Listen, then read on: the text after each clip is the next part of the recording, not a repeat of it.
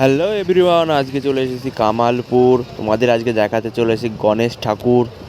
এটার উচ্চতা 80 ফুট এবং এটা অর্ধেক হয়ে বন্ধ হয়ে গেছে কোর্টের নির্দেশে। দেখ, আমি খুবই দুঃখিত তোমাদের পুরোপুরিভাবে দেখাতে পারিনি গণেশ ঠাকুরটি, মূর্তিটি।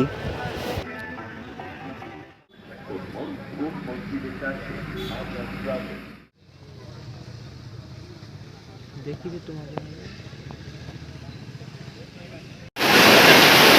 আর সরকারের উদ্দেশ্যে একটা কথাই বলবো, আমাদের পশ্চিমবঙ্গ মুসলিম না, খুব বিজয়ী পশ্চিমবঙ্গ বাংলা উচিত।